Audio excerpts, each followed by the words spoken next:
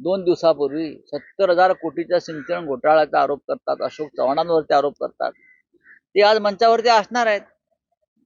मग धनंजय मुंडेवरती अन्याय का? 40% लोक हे टेंटेड आहेत, कलंकित आहेत.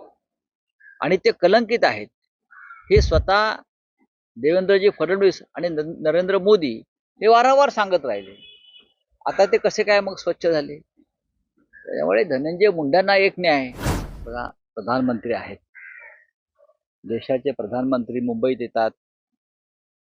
मुंबई देशाची आर्थिक राजधानी आहे. मुंबईच्या विकासासाठी जर त्यांची काही पावलं पडत असतील निरपेक्षपणे, गौतम अडाणीच्या विकासासाठी नाही म्हणत मी, मुंबईच्या. काही लोकांना असं वाटतं की अडाणीचा विकास म्हणजे मुंबईचा विकास. जर मुंबईसाठी येत असतील तर मुंबई सगळ्यांचं स्वागत करते. तर आमचे प्रधानमंत्री आहेत देशाचे. आता धारावीचा प्रश्न आहे, आम्ही त्यांच्याकडे काही मागणी केली आहे, धारावी लुटू देऊ नका आमची. त्या संदर्भात काय घोषणा करतात का पाहावं लागेल आम्हाला. बाकी प्रधानमंत्री मणिपूरला केव्हा जात आहेत हा एक मोठा प्रश्न आहे. ते लवकरच जातील अशी आमची अपेक्षा. आता ते मोकळ्यात, निवडणुका दिल्लीच्या झाल्या की त्यांना फार काही निवडणुकांच्या प्रचाराचं काम नसेल, मग त्याने मणिपूरला जावं. पण मुंबईत आलेत, आम्हाला आनंद आहे. प्रधानमंत्री पुन्हा एकदा आलेत. कोणाला भेटणार आहेत? ते महायुतीच्या आमदारांना भेटणार आहेत. भेटू द्या, त्यांनीच निवडून आणलंय. मग महायुतीच्या मंचावरती ईव्हीएमचं मशीन ठेवलं पाहिजे. आज ईव्हीएमचं मशीन ठेवलं पाहिजे, त्याची पूजा केली पाहिजे. म्हणजे राष्ट्रपुरुषांचे फोटो ठेवण्यापेक्षा ईव्हीएमचं मशीन ठेवलं पाहिजे, नोटांची बंडलं ठेवली पाहिजेत.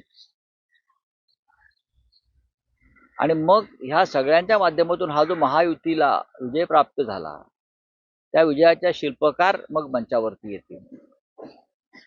एकंदरीत जे काय चाललंय ते पाहत राहायचंय, बाकी काय. पंतप्रधानांच्या दौऱ्यामध्ये जेव्हा महायुतीच्या आमदार आणि मंत्र्यांशी ते संवाद साधणार आहेत, अशा वेळेस मंत्री धनंजय मुंडे यांना या कार्यक्रमापासून दूर ठेवण्यात आले. आज ते परळीत आहे. असं आहे की